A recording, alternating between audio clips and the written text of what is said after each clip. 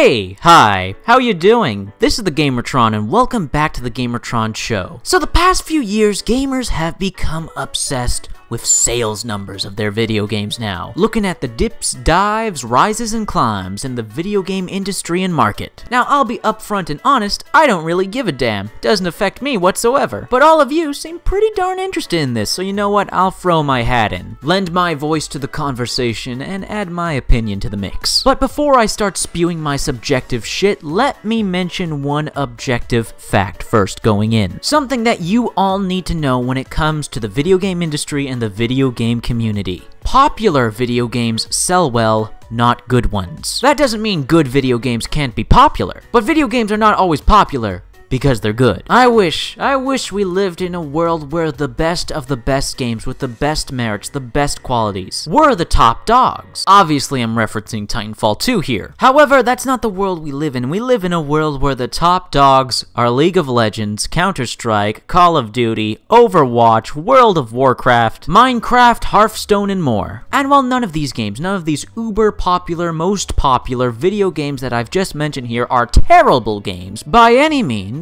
we could, however, be here all day listing off the flaws with those games, and how other, less popular, and arguably better games, well, do some things better. Now, a recent video game that's become extremely popular is PlayerUnknown's Battlegrounds. It's recently risen through the charts of sales and popularity. But why is that? Is that because PlayerUnknown's Battlegrounds is a revolutionary, exceptional new video game with stellar gameplay? With tight and polished visuals and mechanics? Hell nah! It's another buggy, unfinished, early access survival game. And that's not a diss at the game. I'm not calling it a bad game, but that is what it is. It's buggy, unpolished, unfinished, lacking content, from what I understand, has no form of single player or PvE, it's PvP only. We've seen this type of game before, we've seen this song and dance before, we've seen this flavor of the month before. So how is PlayerUnknown's Battlegrounds one of the best-selling games right now and one of the most popular games right now on YouTube and on Twitch? How did PlayerUnknown's Battlegrounds become a popular game and actually start to become a household name like Minecraft, like Overwatch, like Call of Duty, like League of Legends? How did it become popular and become popular equaling selling well? Well, you see, not all video game publishers and video game developers have figured this out yet. But developer PlayerUnknown has. Developer Blizzard has. Publisher Activision has. Minecraft creator and developer Notch has. Riot Games has. And what they have is the knowledge on how to make your video game popular, by metaphorically going straight for the jugular. What are the talking pieces and the influences of pop culture and popular opinion? Oh, I'm sorry, did I say what? I meant to say who.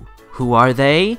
They are YouTubers and Twitch streamers. Now please, before you rage in the comment section below about how wrong I am, how triggered you are, how this contradicts your narrative that you have established for gaming and all of games in the industry and community, blah blah blah, I'm not here for your own self-validation here, buddy. I'm not here to regurgitate what you want to hear. I'm just here to share what I think and believe, and what I think and believe is that the YouTubers and Twitch streamers are the men and women who make and break video games in terms of popularity and sales. Whether some want to believe it or not, the old media and the old celebrities are dying, both metaphorically and actually. And taking their place are the online personalities, YouTubers and Twitch streamers. They are the gatekeepers of what becomes a popular video game and what doesn't. Call of Duty became as popular as it is today because of YouTube and Twitch. Mostly YouTube before Twitch came around. Same with Minecraft. Same with League of Legends. All you have to do is look at the games, look at the history of these games, look at the views of these videos, and you can start to see the trends of new games that come and go and the ones that stay around. I guarantee you, I bet my life on it, that Titanfall 2 would be a much more popular video game. It would have far more sales. It would have a far larger player base if the big Twitch streamers started streaming it, if the big gaming YouTubers started playing it and making videos about it. Better yet, they say they like and or love the game. Because once again, whether you want to admit it or not, these YouTubers and Twitch streamers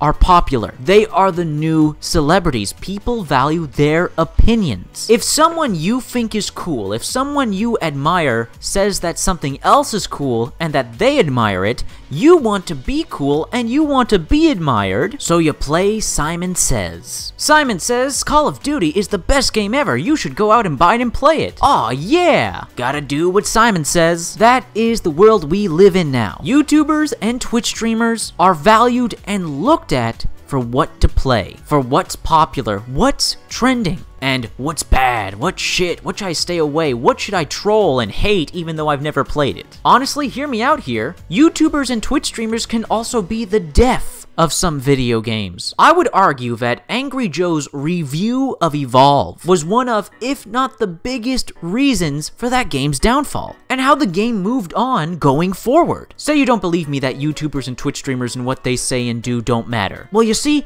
after Angry Joe's review of Evolve, where one of his biggest complaints was spending more time chasing after the monster player rather than fighting, the developers of the game Turtle Rock soon after added a free game mode called Arena, which took out the whole hunting and chasing element and just turned it into a straight-up deathmatch. Think about that. Angry Joe's review on Evolve has over 3 million views, and unfortunately, a great deal of people agree with him. I greatly disagree with Angry Joe when it comes to certain aspects of Evolve. Fair warning, Evolve is one of my favorite video games of all time, one of my games of the year 2015. And despite the qualities and merits of Evolve, its beautiful visuals, its actually really solid gameplay, unique and colorful characters, free DLC, including maps and game modes, all these positive aspects about the game, but because Angry Joe didn't like the game, didn't like the hunting aspect, didn't like the microtransactions, that's what the gaming community stuck on, that's what they attached to, that's what they latched to, and that's all they talked about when it came to Evolve. All the positive aspects about the game, all the benefits of this new IP being popular and successful, ignored for the sake of what's popular and trending. And it was popular and trending to dislike Evolve, even though you hadn't played it. Because a gaming YouTuber, one of the biggest gaming YouTubers, said he didn't like it, and Twitch streamers weren't streaming it. I guarantee you, if gaming YouTubers had said that they liked that video game and Twitch streamers kept streaming that video game, then that video game would be popular, selling well, and doing well. Because the most popular video games from time to time prove time and time again that gamers do not care about the quality or the content of the video games, it's all about how popular they are. Because let me get this straight, gamers got upset at the long walking and running times in Evolve and the microtransactions in Evolve,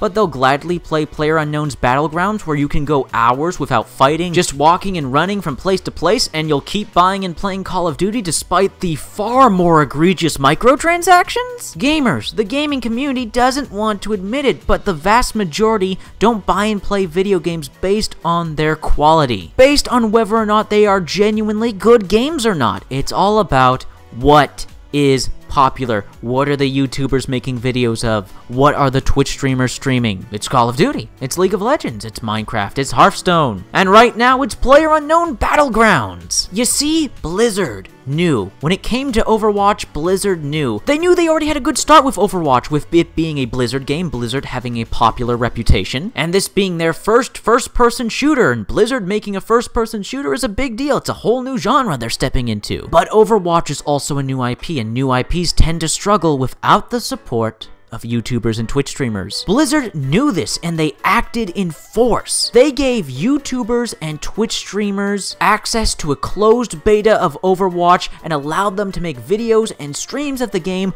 a full year before the game's launch. Lucky for them, the YouTubers and Twitch streamers really liked the game and they wanted to play more. And as it got them hyped, they told all their followers and subscribers how hyped they were for Overwatch, and it got them hyped. The gaming community's celebrities, the people they look up to, the YouTubers and the Twitch streamers, said they liked the game, that they were hyped for the game, that you need to play this game. And what do you know? People came out in droves, hundreds of thousands and millions, bought and played Overwatch. And while Overwatch being a quality PvP game certainly had a part to play in the success and the favorability of Overwatch, in the end the vast majority of sales came from the YouTubers, it came from the Twitch streamers, it came from them promoting the game. Because let's be honest here, if it wasn't for the YouTubers and Twitch streamers, Overwatch wouldn't be where it is today. Why is that? Because if we objectively look at Overwatch, it's got a lot of glaring issues. Any YouTuber could have easily said,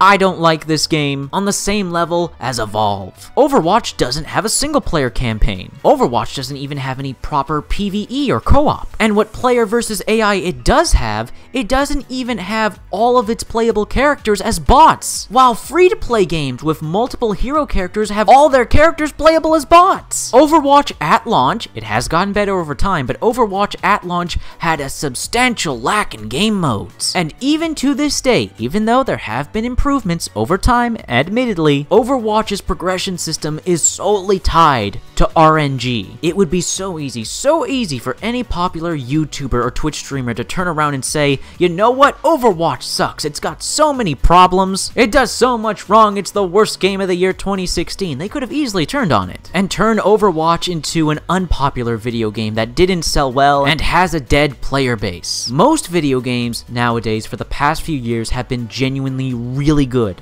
outside of a select few. But of course there's personal taste, personal preferences, and what's popular and unpopular. Not all video game developers have realized this, not all video game publishers have realized this, but the ones who have used this to their advantage. And they play the marketing and hype game, not with trailers, not with E3 press conferences, but with YouTubers and Twitch streamers. You get your game into the hands of the YouTubers and Twitch streamers early. They're incentivized to like it. Not out of threats or anything like that, but out of mutual beneficial relationships between the YouTubers, the Twitch streamers, the video game developers, the publishers, and the public. In the end, everyone gets something in return. The YouTubers and Twitch streamers get viewers, the developers and publishers get money and copies sold, and the gamers get a brand new video game to play. Now I know, despite everything I've said so far, there are still going to be those of you who are extremely skeptical.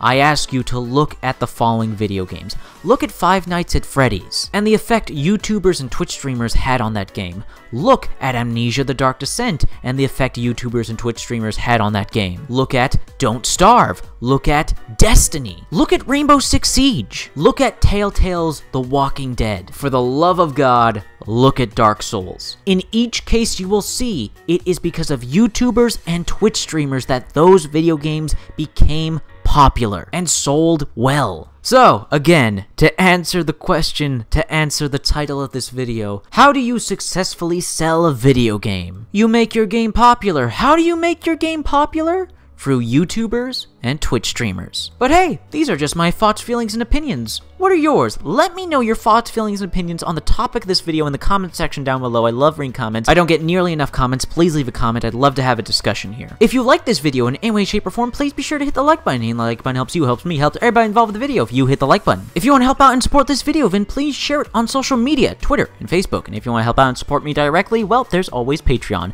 Anyways, guys, that's been a video, and I'll see you all later.